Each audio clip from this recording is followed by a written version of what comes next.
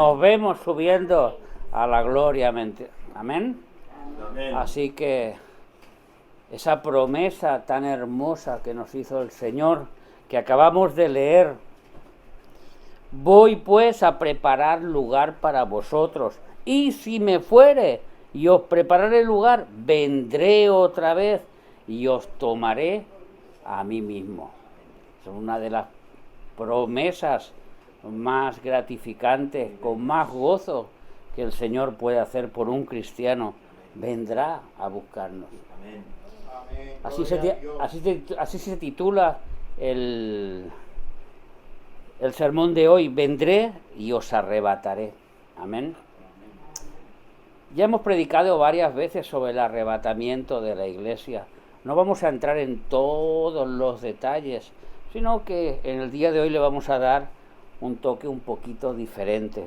Para todos aquellos que ya lo tenían, que tenemos el libro de las profecías bíblicas, que la repartí, se hicieron estas conferencias en la iglesia. Muchos de ustedes ya lo tienen. Si alguno no lo tiene, está a la venta ahí. Y aquí está el estudio completo, versículo a versículo, sobre el arrebatamiento de la iglesia y otros acontecimientos proféticos. Lo digo porque los que escuchasteis aquella predicación, la de hoy va a ser un poco similar, pero con un toque totalmente diferente. Porque también el Señor Jesús, cuando explicó esto a los discípulos, Él estaba gozoso, estaba contento. Chicos, me voy, aquí os dejo, me voy con el Padre, ha llegado la hora. Toda mi existencia es para este momento, para morir en la cruz. Gozoso por aquellas cosas que Él tenía que hacer. Y por eso, como los vio turbados y los vio tristes, no se turbe vuestro corazón. Ahora yo os voy a decir un misterio que os vendré a buscar. Donde yo estoy, vosotros también estaréis. Allá donde voy, os haré una morada preparada exclusivamente para vosotros. Amén. En Hechos de los Apóstoles, capítulo 1 y versículos del 1 al 10, del 10 al 11, vemos cuando Jesús fue ascendido a los cielos. Hechos de los Apóstoles, capítulo 1, versículos 10 y 11. Y estando ellos con los ojos puestos en el cielo, entre tanto que él se iba, he aquí se pusieron junto a ellos dos varones de vestiduras blancas, los cuales también les dijeron: varones galileos. Ahí estaban los discípulos. ¿Por qué estáis mirando al cielo? Este mismo Jesús que ha sido tomado de vosotros al cielo, así vendrá como lo habéis visto ir al cielo. Es la promesa de que Él volvería, ahora confirmada por los ángeles del Señor, que estaban en aquel momento glorioso cuando fue y cuando se marchó para estar con el Padre. Pero nosotros siempre hemos escuchado que el Señor va a venir, y está hablando de su segunda venida, cuando Él va a estar aquí en la tierra. Y no tenemos que confundir el hecho de que va a venir a llevarse la iglesia al hecho de que Él va a venir con la iglesia. Son dos momentos totalmente diferentes. Cuando Él hablaba de que volveré y volveré, siempre hablaba de su segunda venida, porque venía a esta tierra. Pero el arrebatamiento de la iglesia no es un hecho de que Él viene a esta tierra, sino que en los cielos nosotros, la iglesia, somos tomados y nos encontramos con Cristo en los aires. Vemos en Zacarías, capítulo 14 y versículo 4, en el Antiguo Testamento, cómo ya el profeta Zacarías, inspirado por el Espíritu Santo, veía este momento glorioso de la segunda venida de Cristo, que no es lo mismo que el arrebatamiento. Y dice que cuando Cristo pondrá sus pies en el monte, ¿qué es lo que va a pasar? Y se confirmarán y se afirmarán sus pies en aquel día sobre el monte de los olivos. Cuando la Biblia nombra un lugar concreto, es porque esa profecía viene dedicada exclusivamente para el lugar donde va a ocurrir.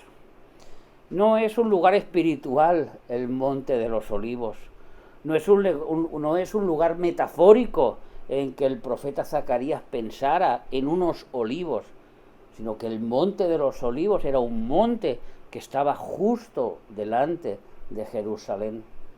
Era el monte donde Jesús iba a orar, donde con él y los discípulos pasaron la última oración de Jesús en Getsemaní, en el monte de los olivos.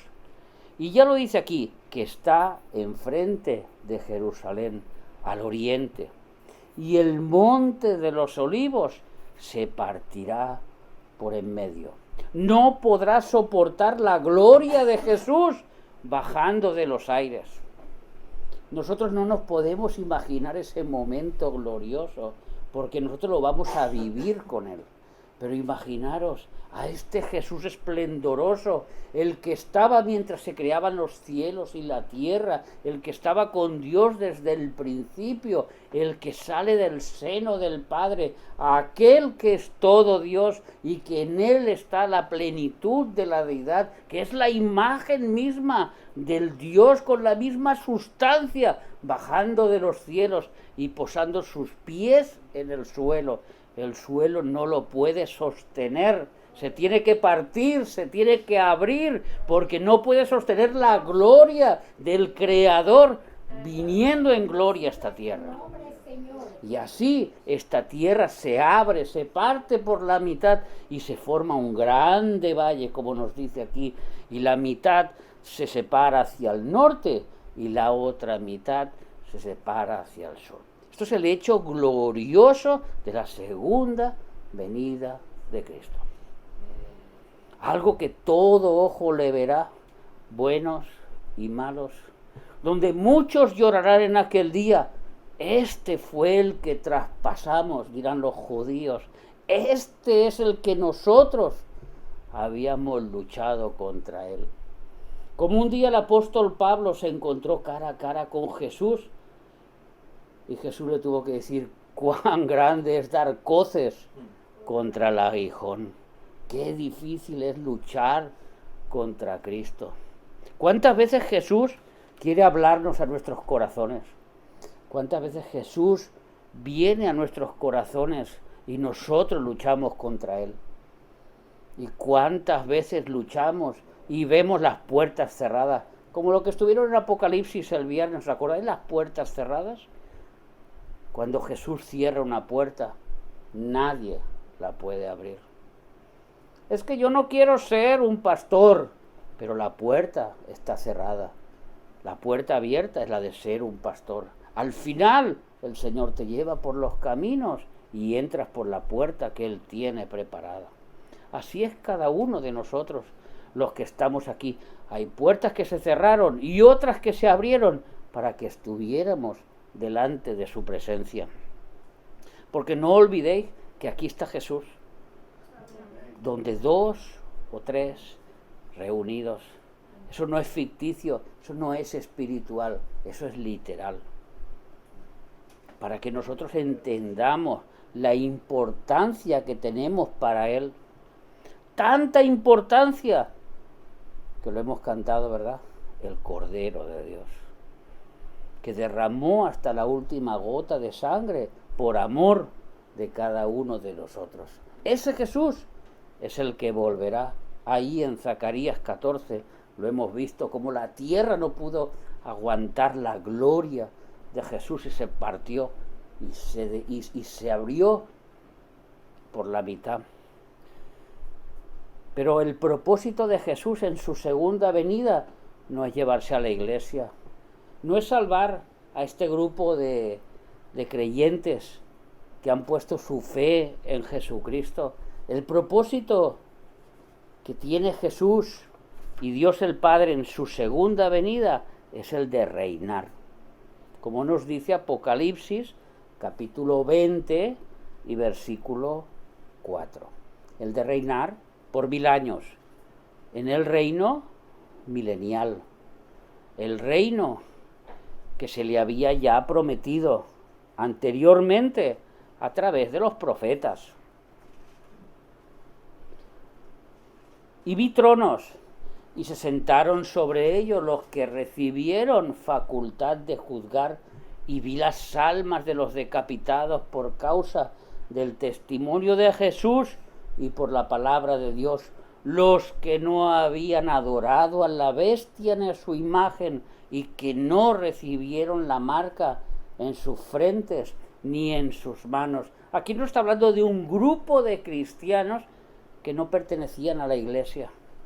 Este grupo de cristianos no fue arrebatado. Este grupo de cristianos sale de la gran tribulación. Este grupo de cristianos se convirtieron realmente a Cristo en medio del sufrimiento más grande. Y lo tuvieron que demostrar dejándose cortar la cabeza, siendo decapitados. Hubieron unos cuantos que tuvieron una facultad para gobernar y se les dio unos tronos y vinieron y reinaron con Cristo 1000 años. Tanto el profeta Zacarías como en otras partes de la Biblia nos dice que todos los santos vendremos con él en la segunda venida. Toda la iglesia vendremos a reinar en esta tierra. Un hecho glorioso, un hecho grandioso, no una tierra como ahora la conocemos, lleno de contaminación, sino una tierra donde el Rey de Reyes va a ser el que va a poner sus leyes, donde se va a regir estas naciones con vara de hierro, donde todos nosotros que habremos venido con él, vendremos con un propósito y con una encomienda específica del Señor. Unos quizás estarán en Roquetas, otros estarán en alguna ciudad de Ecuador, otros en alguna ciudad de Perú, otros en otra ciudad de otra parte del mundo, gobernando como gobernadores, a las órdenes de Jesucristo, que está en Jerusalén, sentado en el trono de su Padre, no de su Padre celestial, sino de su Padre en la carne, el Rey David, que es como se le llama, el trono de David en la ciudad de Jerusalén. Pero aquí, en esta porción que hemos leído de Juan, no se nos habla de que vamos a venir con él, sino de que él va a venir a por nosotros. Vemos claramente que no está hablando de una segunda venida, que nosotros vamos a reinar con él, sino de que él va a venir a buscarnos, de que él se ha ido a preparar unas moradas, y en estas moradas, que os acordáis que dijimos que Tellita tenía un lugar especial, con un mango grandísimo, a la orilla del mar, en el lago allí, os acordáis, ¿no?, de las moradas de cada uno. Entonces, en estas moradas que él ha preparado, ahora viene a buscarnos para llevarnos a esas moradas. Vemos que no es la segunda venida, está claro, tal como está escrito, que es otro acontecimiento profético diferente. Es el arrebatamiento de la iglesia. El arrebatamiento de la iglesia, que ahora vamos a explicar claramente lo que es un suceso milagroso, es un suceso de salvación y es un suceso de juicio. Vamos a ver por qué es milagroso. Es milagroso pues la iglesia es de forma súbita arrebatada de esta tierra y transformada en el aire en cuerpos glorificados. Primera de Corintios, capítulo 15 y versículo 51. Primera de Corintios 15, 51.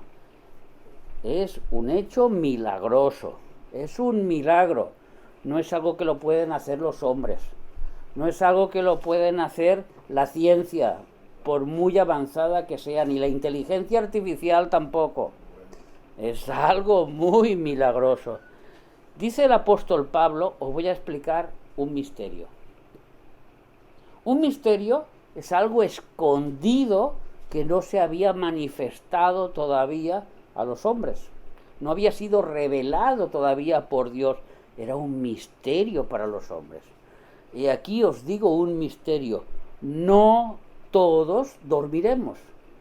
Cuando habla de dormir en la iglesia, no es de las 8 horas en que yo qué feliz, contento con mi Señor, Él me suple, Él me cuida, Él me da paz, y 8 horas durmiendo en la cama. No está hablando de ese dormir, está hablando del dormir de nuestro cuerpo, en que nuestra alma se separa del cuerpo, se va a la presencia del Señor, y mientras tanto nuestro cuerpo queda dormido en la tierra, que se lo ha comido un tiburón, que se lo han comido las hormigas rojas, que ha desaparecido ya por el tiempo y el polvo, ya no existe nada, que ha venido un terremoto y ha llegado al fondo del mar, que ha habido un incendio y mi cuerpo se quemó en el incendio, da lo mismo. El hecho para Cristo es que ese cuerpo está dormido. Así es en Cristo. ¿Por qué? Porque ese cuerpo un día va a despertar. Pero pastor, es que ese cuerpo no existe, porque resulta que mi tía abuela, que era cristiana, pues murió en el Titanic y se fue al fondo del mar y se la comieron los pececitos y allí ya no queda nada de ella. Da lo mismo. Para Cristo ese cuerpo volverá a resucitar, porque es un hecho milagroso. Es un milagro, igual que Él multiplicó los peces y los panes, igual que hizo crecer una mano seca, igual que hizo resucitar a un muerto, a su amigo Lázaro, igual que hizo ver a los ciegos, curó a los leprosos. Es lo mismo. Este hecho milagroso lo va a hacer Jesús, con el poder del Espíritu Santo. Y este hecho milagroso resulta que Dios dice en Corintios, no os digo un misterio, no todos dormiremos. Ahora ya sabemos lo que es dormir, pero todos seremos transformados. Hay una serie de hermanos que están dormidos porque ellos ya han pasado. De aquí en atrás ya están dormidos, ellos están en presencia del Señor, pero sus cuerpos están durmiendo aquí en la tierra, en el mar, en los ríos, en la barriga de un tiburón o de un león, da lo mismo, ahí están durmiendo. Seguimos leyendo. Pero todos vamos a ser transformados, los que duermen y los que están vivos. En un momento, o sea, en un instante, en un abrir y cerrar de ojos, a la final trompeta. Porque hay una trompeta que se va a escuchar en el cielo. ¡Trut! Y todos vamos a escucharla. Los cristianos, los que se van con Él. Y esto que se escucha en el cielo y te vas a ver subiendo, como hemos cantado una canción, me veo subiendo a la gloria del Señor y mi cuerpo es transformado en el aire. Eso es el arrebatamiento de la iglesia. A la final trompeta, porque se tocará la trompeta. Y los muertos, ahora está hablando de los que murieron, de los que durmieron, de los que están dormidos, ahora les consideran muertos para que entendamos que son esas personas que ya no están vivas entre nosotros. Serán resucitados. Esos que están dormidos despertarán. Cuando se tocará la trompeta, los sepulcros se van a abrir y van a salir millones y millones de personas. El apóstol Pablo, el apóstol Pedro, el apóstol Juan, Timoteo, Santiago y todos nuestros hermanos que se los comieron los leones y todos los hermanos que murieron en la Santa Inquisición y todos los hermanos que murieron en la persecución que hubo en el siglo XVI por un grupo que se creían que lo hacían por amor a Dios, y todos los hermanos que han muerto en Cristo van a resucitar. Millones y millones de personas se van a levantar hacia el cielo y los muertos serán resucitados incorruptibles. Su cuerpo ya no tiene corrupción, ya no podrá ser, ya no se envejecerá, ya no será un cuerpo que será como el de ahora, que este envoltorio va cambiando. No, no, ese envoltorio que volverán a tener estos hermanos será perfecto, porque será la imagen de Jesús. Y entonces dice, ¿y nosotros? ¿Quién somos nosotros? Nosotros, los que no estamos durmiendo, los que no estamos muertos, los que estamos vivos en Cristo Jesús, seremos transformados. ¿Esto no es un milagro? ¿Esto no es un milagro? Esto es un milagro. El arrebatamiento es un milagro glorioso de nuestro Señor, en que seremos transformados. Es un evento profético en el cual cada miembro del cuerpo de Cristo es transformado en un cuerpo glorificado. Aquellas almas que están en el cielo tienen un cuerpo transitorio a esperar este momento glorioso en que su cuerpo vuelva otra vez a juntarse con su alma y con su espíritu. Y esto acontecerá en el arrebatamiento de la iglesia, no en la segunda venida. La segunda venida es totalmente diferente. Hemos visto cómo la tierra tembló o temblará cuando el Rey del universo ponga sus pies aquí. La gloria no podrá soportarlo. No podrá soportar la gloria de este ser majestuoso. Y primero, los muertos en Cristo son los que van a resucitar, como lo acabamos de leer. Pero ahora vamos a leer otra lectura. Primera de Tesalonicenses 4:16. Primero, los muertos en Cristo resucitarán. Primera de Tesalonicenses 4:16. Es como acontecerán los hechos. Porque el Señor mismo, con voz de mando, con voz de arcángel y con trompeta de Dios, escucharemos una trompeta y una voz que nos dirá: iglesia mía, venid a mí. Escucharemos una voz de mando que dirá: venid a mí. Y en esa voz de mando nosotros tendremos que obedecer.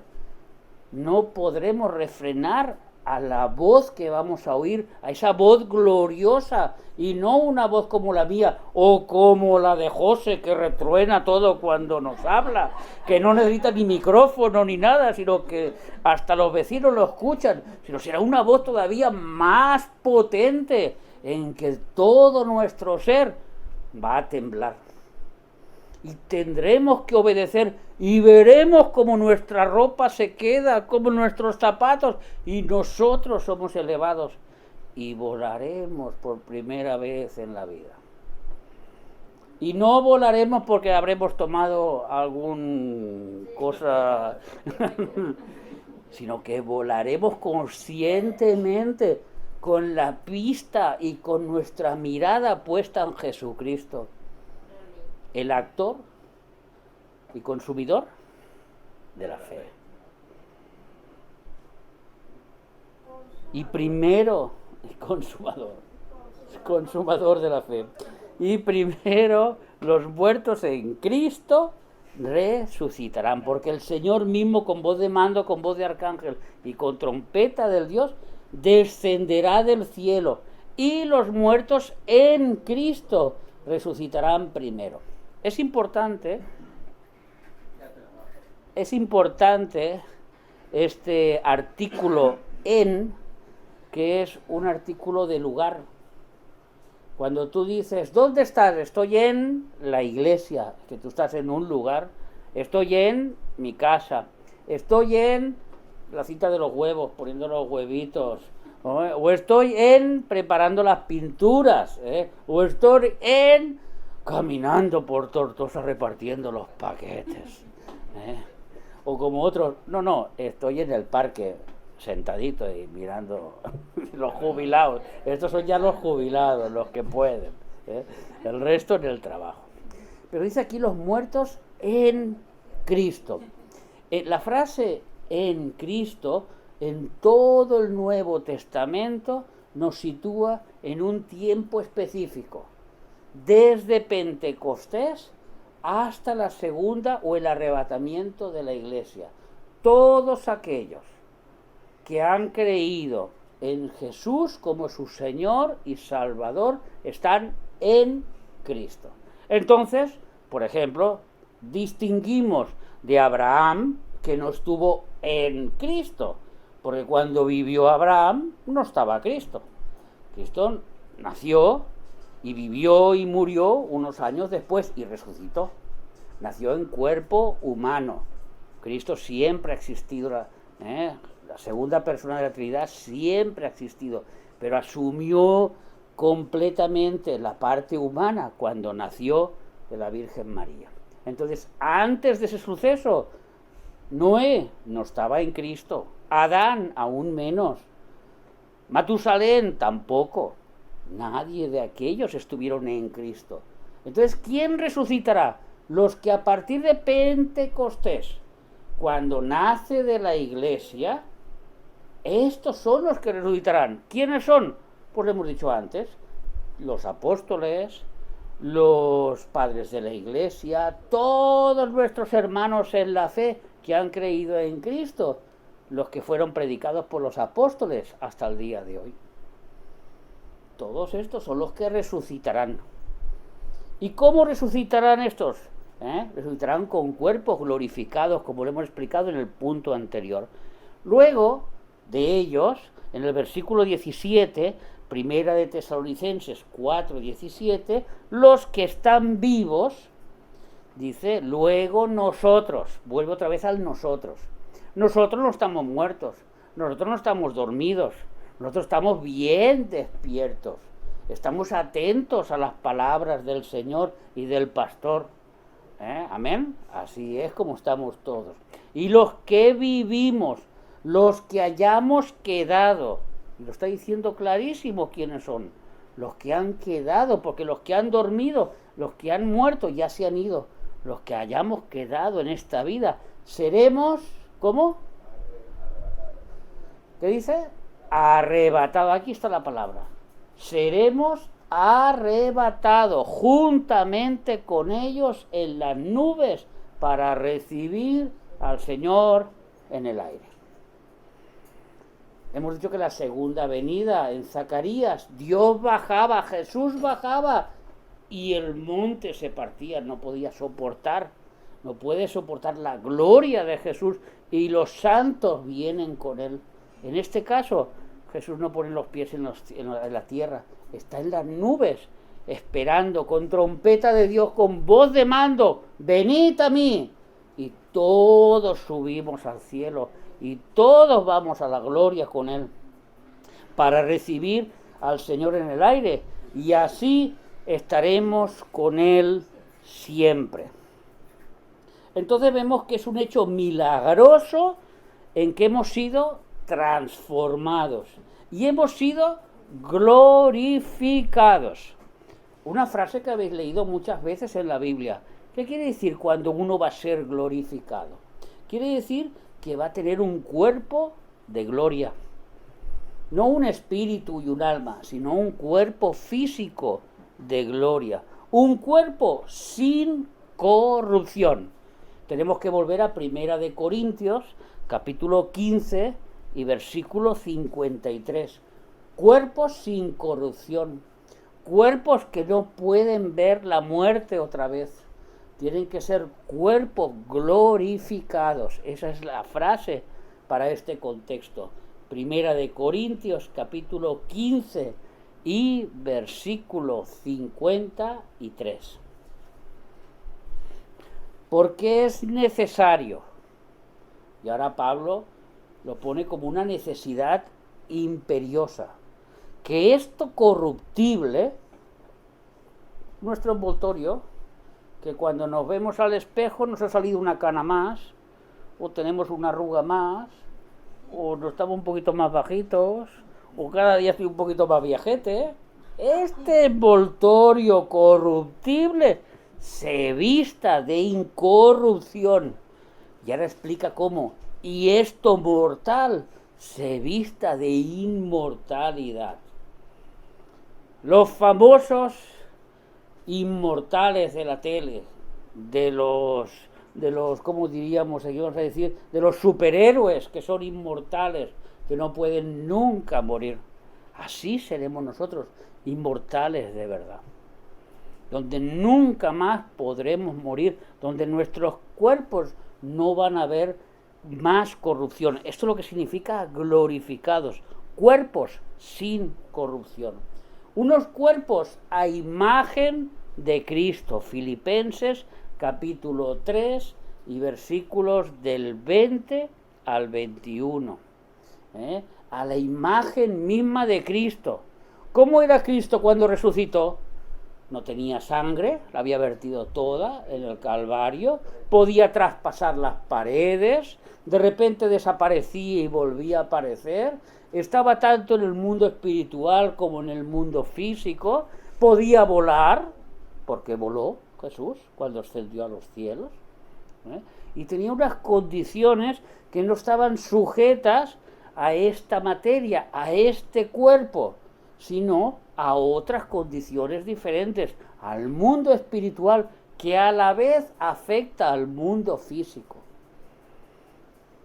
La Biblia siempre nos expresa desde un principio que lo que se ve está hecho de lo que no se ve.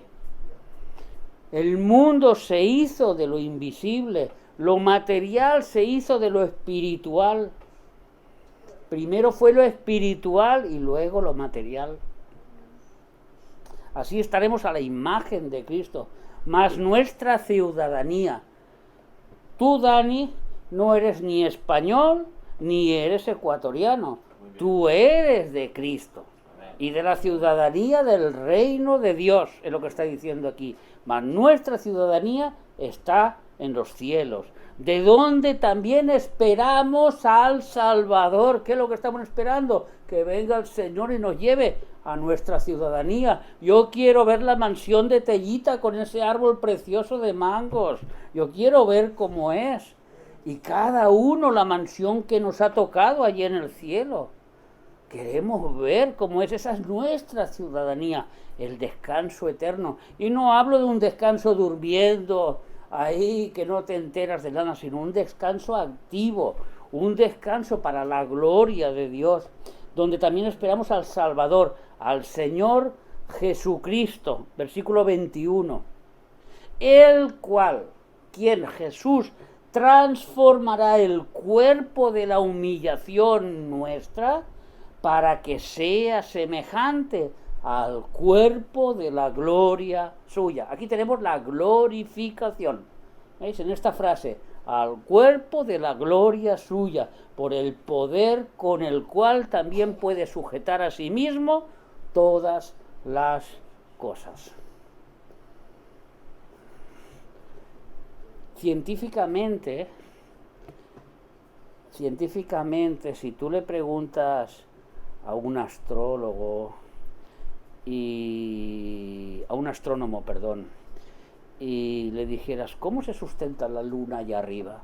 Como que no cae, como es que no sale de su órbita, ¿cómo es que siempre está en el lugar adecuado, haciendo lo que tiene que hacer? No hay respuesta. ¿Cómo es que el Sol está en ese lugar y va girando? ¿Cómo es que el universo está en rotación y está en perfecta armonía uno con otro? ¿Cómo es que la Tierra no choca con Marte o no choca con Júpiter, sino que tiene su órbita perfecta alrededor del Sol? ¿Cómo es posible? Unos le llaman que es a consecuencia de la famosa gravedad, aunque no pueden demostrarlo. La Biblia nos dice que todo está sustentado por la palabra de Dios. Todo está sustentado por Jesús. Jesús es el que sustenta todas las cosas. Y si cuando Él diga se acabó, se acabó. Cuando diga se terminó, se terminó. Porque Él es el primero y Él es el último. Él es el alfa y Él es la omega. Amén. Así que glorificamos en este milagroso, este hecho milagroso del arrebatamiento, somos transformados y glorificados. Es un hecho milagroso. Ahora vamos a ver por qué es un hecho de salvación. ¿Por qué el arrebatamiento de la iglesia es un hecho de salvación? Vamos a buscar en 1 de Tesalonicenses, capítulo 5 y versículo 9. Mientras, me escucháis un momento. ¿De qué nos tiene que salvar el arrebatamiento de la iglesia? Nos va a salvar de los 7 años de la tribulación que vendrán sobre esta tierra. Exactamente, en el punto 1, la ira de Dios que se derramará sobre este mundo. Un mundo pecador, un mundo que le ha dado la espalda a Dios, un mundo que no quiere saber de Dios, un mundo que se burla de Dios y todo lo que tiene que ver y tiene que ver con Dios, un mundo que prefiere adorar las tinieblas que la luz, un mundo que no quiere ser arrebatado ni quiere ser transformado. Y Dios lo tiene que pasar por la prueba, lo tiene que pasar por la ira de Dios, porque nuestro Dios, no os olvidéis, es todo amor y es todo ira y es todo justicia. No es que Él no tenga ira, Él tiene mucha ira, pero su misericordia está a la misma altura que la ira, y su justicia y su amor y su bondad, porque en Dios todo es eterno. Entonces nosotros, que no somos como Dios, queremos comparar a Dios con nuestra forma de ser, y eso es imposible. Nosotros cuando amamos a alguien lo amamos, y cuando lo aborrecemos, pues lo aborrecemos, pero si ese que amamos nos hace daño, de repente lo aborrecemos, y si ese que aborrecemos de repente nos hace un regalo, ya lo amamos, y somos personas cambiantes. Pero Dios no cambia. Su amor hacia este mundo que le dio la espalda fue el mismo, entregó a su Hijo para que este mundo tuviera una oportunidad de salvación. Pero el mundo le dio la espalda. Entonces dicen Tesalonicenses, porque no nos ha puesto Dios para la ira, sino para alcanzar salvación por medio de nuestro Señor Jesucristo. Van a venir 7 años sobre esta humanidad que van a ser años de sufrimiento, van a ser de mucho sufrimiento. Nosotros no lo podemos todavía asimilar, pero si en la actualidad somos 8.000 millones de personas, según las profecías van a morir 7.000 millones de personas. Y muchos de los que van a morir durante 5 meses, si hubieran querido morir, pero la muerte les será negada, porque los demonios los estarán atormentando 5 meses y buscarán la muerte, y la muerte les estará prohibida.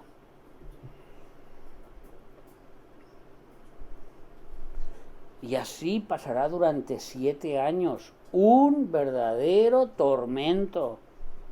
Un verdadero tormento. Hay un versículo muy fuerte en Apocalipsis donde resulta que cae del cielo una estrella, o si dijéramos un meteorito, o lo que sea enviado por Dios, y convierte el agua en sangre. Y la gente no tiene de qué beber, y tiene que beber esa agua ensangrentada que huele mal, que sabe mal, pero que no tiene nada más que beber. Y los ángeles de Dios dicen, porque se lo merecen. Estas son palabras del Nuevo Testamento, estas son palabras de Apocalipsis. Porque estas personas se lo merecen. Porque han tenido la oportunidad de salvación y le han dado una patada a Dios delante de su cara.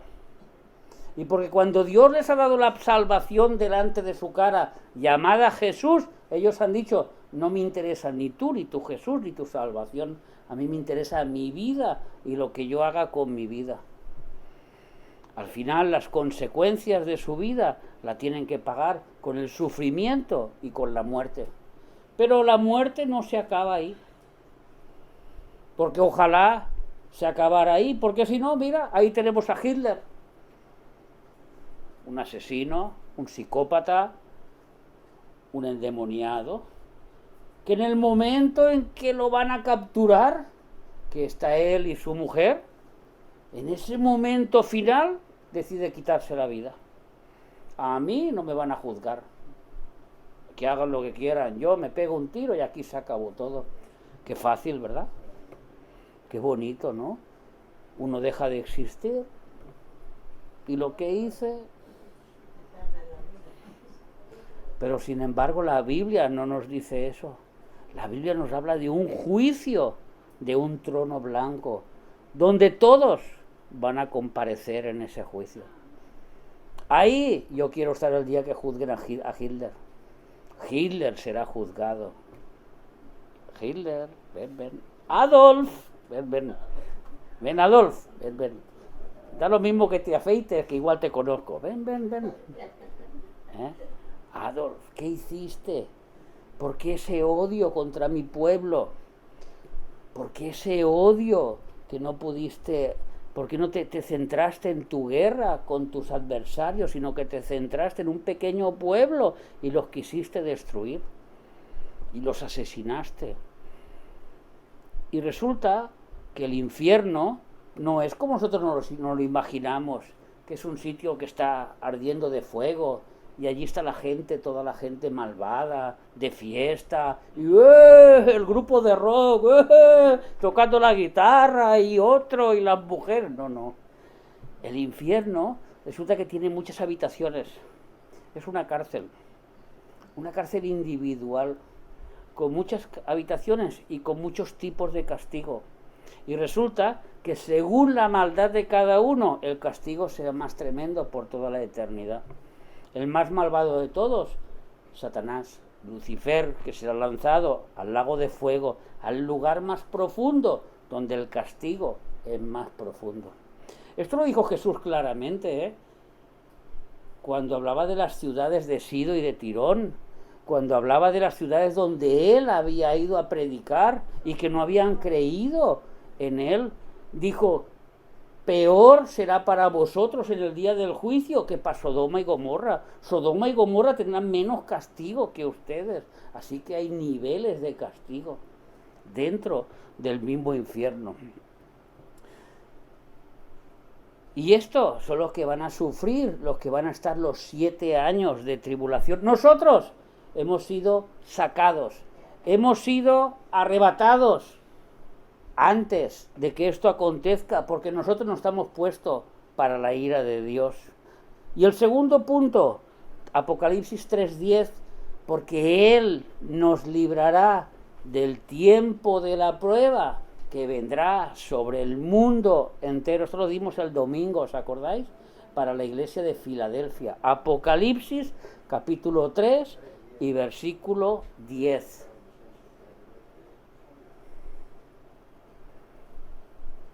Por cuanto has guardado la palabra de mi paciencia, yo también te guardaré de la hora de la prueba que ha de venir sobre el mundo entero. Es una prueba para todo el mundo.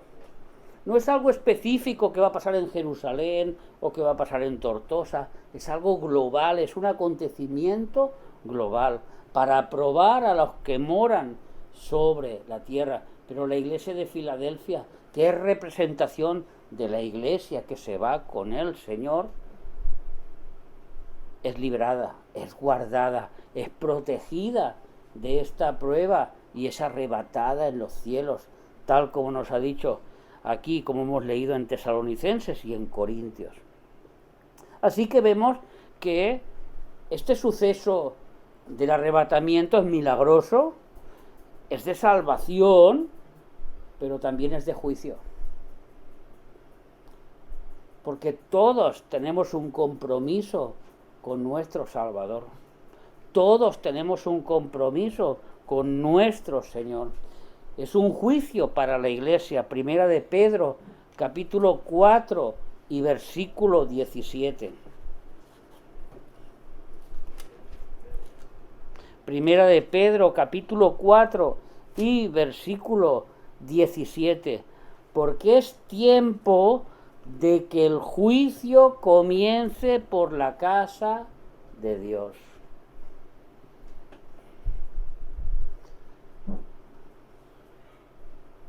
Si yo te preguntara, Isidro, ¿qué es lo que eres tú?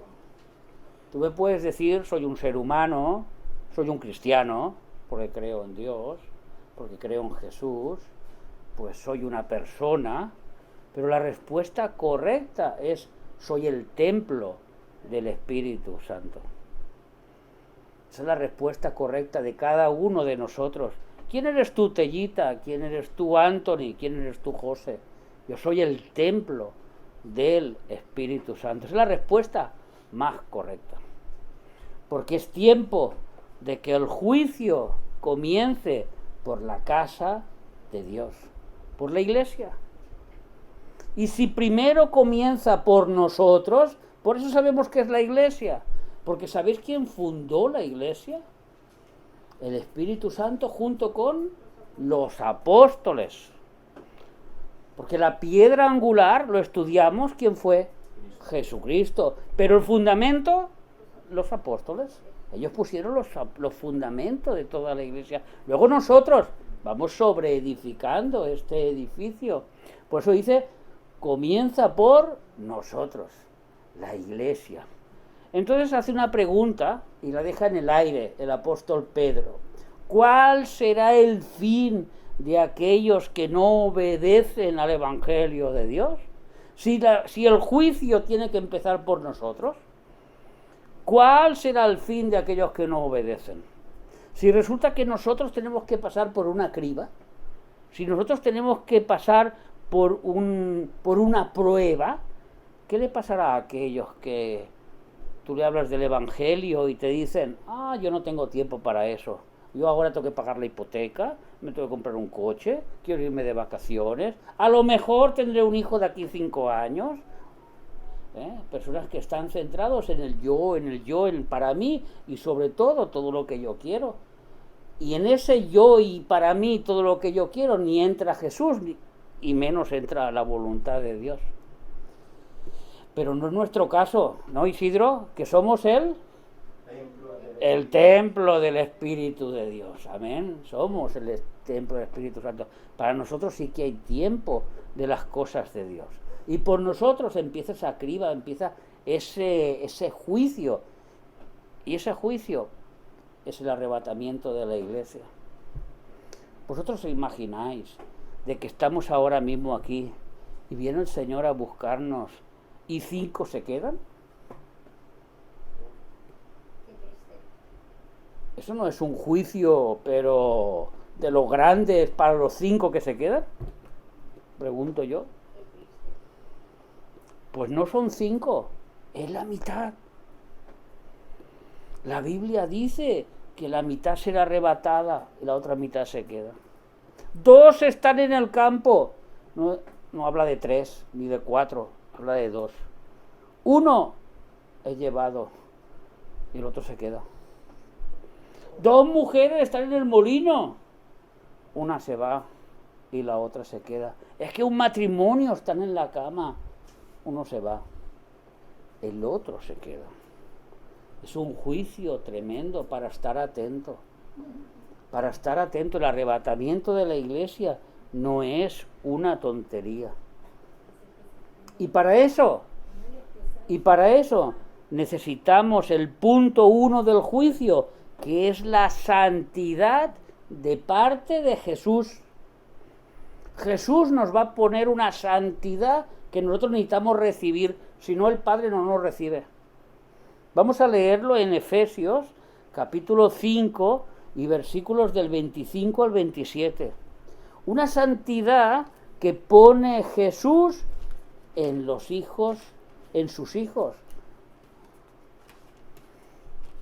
Maridos, ya hemos tocado el punto duro. Dani, José, Isidro, Dani, yo. Maridos, amad a vuestras mujeres, así como Cristo amó a la iglesia y se entregó a sí mismo por ella. Nos vamos a quedar en la segunda parte. Cristo amó a la iglesia y se entregó a sí mismo por la iglesia. No se entregó por los del mundo, Eso de que escuchéis de que alguien dice por la tele que va vestido de blanco y que se cree que es el enviado de Dios, El mundo entero tiene los pecados perdonados, porque Cristo murió por todos los pecados de todo el mundo. Todo el mundo es bueno, todo el mundo va a ir al cielo, todo el mundo... No, esto la Biblia no lo dice, ninguna Biblia. La Biblia dice que los que tienen fe en Cristo son los únicos que tienen derecho a recibir el perdón de pecados. Los que creen en Jesús son los únicos que tienen derecho, los demás no. Y los que le obedecen a los mandamientos que Él ha puesto, porque eso es lo que quiere Jesús. Y se entregó a sí mismo por la iglesia. El siguiente versículo nos dice, ¿para qué? ¿Qué significa santificarla? Para hacerla santa, habiéndola purificado en el lavamiento del agua por la palabra. Y el versículo 27, a fin de presentársela a sí mismo una iglesia gloriosa, que no tuviese mancha, ni arruga, ni cosa semejante, sino que fuese santa y sin mancha. Entonces, cuando usted viene a Cristo, doña Rosa, y usted recibe el Espíritu Santo y es templo del Espíritu Santo, usted es una santa. Porque lo dice la palabra, porque lo está diciendo aquí. Y la ha hecho santa Jesús. Porque con su sangre nos ha hecho santos, nos ha hecho blancos, nos ha hecho puros. Pero esta es la primera parte. Este es el primer punto del juicio. Necesitamos la pureza de Cristo para poder ser arrebatados. Cualquiera que no tenga la pureza de Cristo en sí no puede ser arrebatado porque no pertenece a la iglesia. Porque todo aquel que pertenece a la iglesia tiene que tener la pureza de Cristo en sí. Ha sido lavado, ha sido limpiado, está sin mancha, está sin arruga, está en la iglesia y se está preparando para irse con Cristo. Y ahí viene la segunda parte. La santidad es apartarse del pecado. Esa ya es la parte que nos toca a nosotros. Jesús hizo su parte. Murió en la cruz, lavó nuestros pecados, perdonó nuestros pecados, nos hizo santos, nos hizo perfectos, el Padre nos ve perfectos, Jesús ya podemos irnos con Jesús, pero todavía vivimos en este mundo. Todavía vivimos en un mundo de pecado. Y para eso necesitamos ser santos. Ahora ya no es la santidad que Jesús ha impuesto en nosotros, sino que es la que nosotros nos imponemos a nosotros mismos, apartándonos de aquello que nos hace daño. En cierta parte de Corintios, claramente el apóstol dice, huid de la fornicación.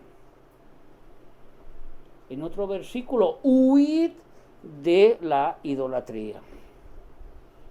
Eso ya es parte nuestro. Quizá en el trabajo, pues hay una secretaria, hay una chica que nos hace tilín a nuestros ojos, a nuestro cuerpo carnal, a los hombres casados, pero la Biblia te dice, huid de la fornicación. Y tú sabes que la chica está en el despacho 3, pues yo me voy al 23, que es un hombre barbudo, feo, y así grandote, y que habla, pa' colmo, maleducado. Pero yo no puedo caer en las manos de la tentación. Eso es la santificación de parte nuestra. Luchar contra el pecado, contra lo que nos gusta, lo que le gusta a nuestra carne. Nuestra carne, nuestro yo, nuestra voluntad quiere satisfacer sus deseos, pero el Espíritu quiere satisfacer los deseos del Espíritu. De ahí la lucha contra la carne, contra el pecado. La lucha de la carne contra el Espíritu. Primera de Pedro 1:15. Sed santos, como yo soy santo. Palabras de Dios. No palabras del pastor, no palabras de cualquiera.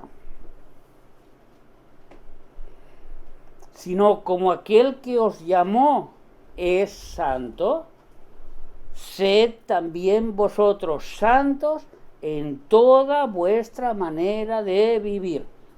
Ya hemos sido santos, ¿verdad? Ya somos templo del Espíritu Santo. Ahora tenemos que vivir en esa condición, sabiendo que cuando tenemos acceso a las pinzas de la vecina, nuestra hermana Rosa, no, que yo soy santa, no, Heidi, tírame pinzas, que no quiero yo pecar y cogerle la pinza a la vecina, no. Y así en muchas cosas, amén. Eso es la tentación del pecado y cómo nosotros luchamos contra la tentación, de cómo nosotros queremos ser santos. Esa es la lucha. Ahora, que en esta batalla no hay heridos. ¿Vosotros conocéis una guerra donde no haya ningún herido? Sí, yo conozco una, la de los barquitos, que cuando yo era pequeño jugábamos a los barquitos, ahí nunca habían heridos. Pero en cualquier batalla de este mundo hay heridos. Y nosotros también estamos heridos. Y nos caemos y tropezamos. Pero ahí viene Cristo y nos limpia con su sangre y nos vuelve a ser santos. Porque pedimos perdón y nos arrepentimos. No todo está acabado. Es glorioso.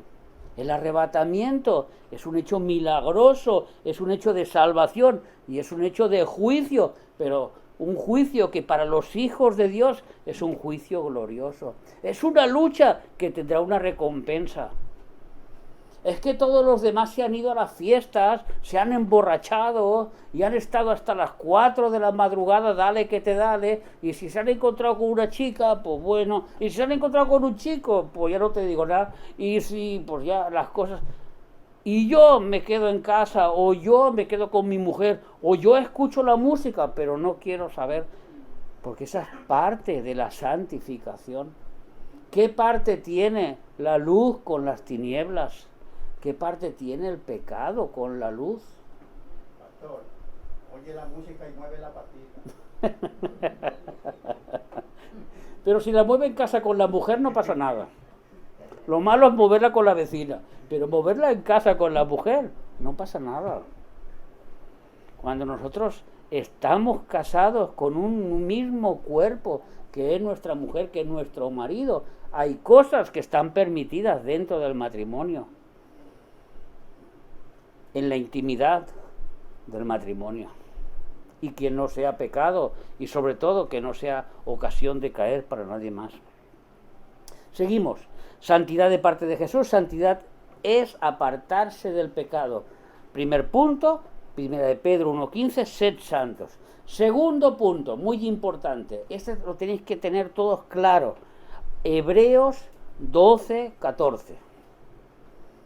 Esto tiene que tener clarísimo este punto. Ya casi acabamos. Hebreos 12:14.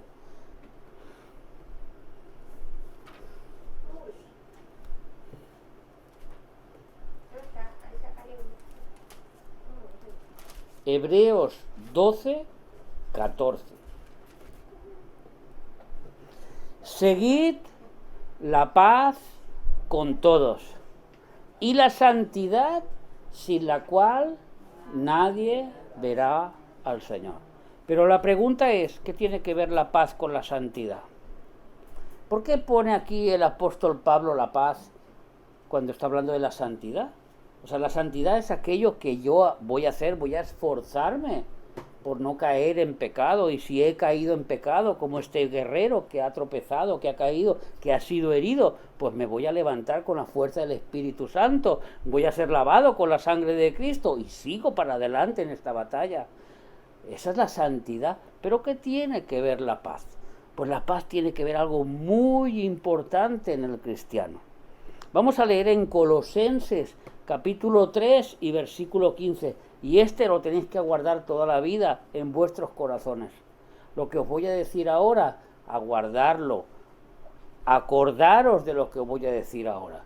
Porque sabréis cuándo estáis mal delante de Dios.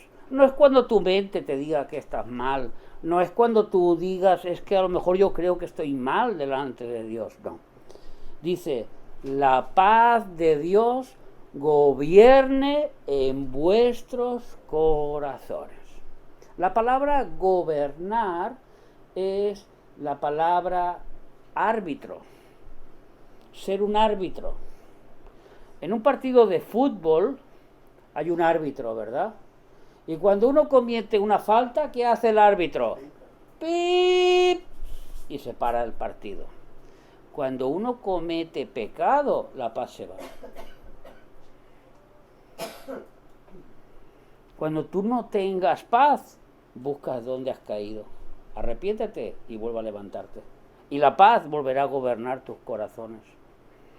La paz la tenemos que seguir, la paz la tenemos que buscar. La paz tiene que ser la que guía nuestra vida. Y cuando perdemos esa paz interior, es que algo va mal. No hablo de un momento de tribulación, no hablo de un momento específico de la pérdida de un ser querido, del momento en que te dan la mala noticia, te has quedado sin trabajo, del momento que te han dado la noticia, tienes cáncer o estás enfermo. Ese momento es un momento en que todos nos podemos dar un sobresalto como seres humanos. No hemos perdido la paz, hemos tenido un sobresalto, Perder la paz es aquella persona que está inquieta y que no encuentra el motivo de asosegarse. ¡Oh! He perdido mi trabajo. ¡Ay, Señor! Y ahora, Señor. ¡Ay, necesito una pastilla! ¡Ay, necesito no sé qué! ¡Ay, me voy a tomar un té! ¡Ay, no sé qué! Y esa persona ha perdido la paz. La paz no está en él.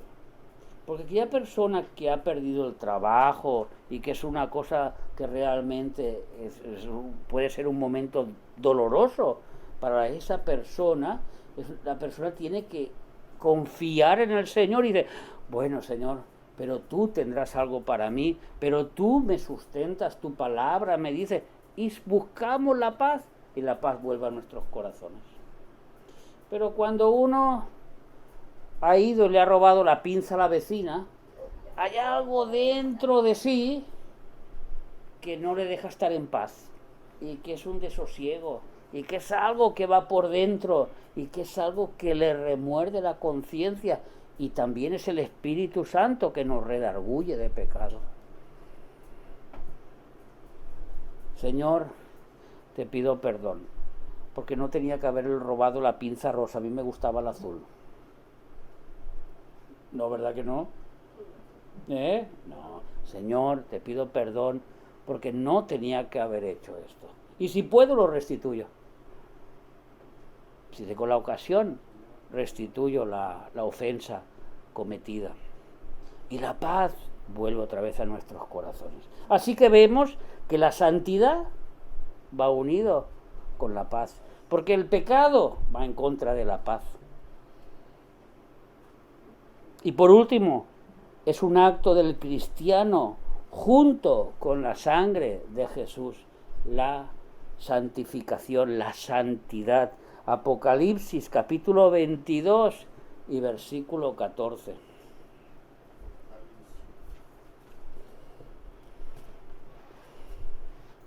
Última página de la Biblia. Apocalipsis 22 y versículo 14. Bienaventurados, feliz, feliz, feliz, 3 veces feliz, los que lavan sus ropas para tener derecho al árbol de la vida para entrar por las puertas de la ciudad. ¿Con qué lavamos nuestras ropas? Con la sangre de Jesús. Lo que nos perdona nuestros pecados es la sangre de Jesús.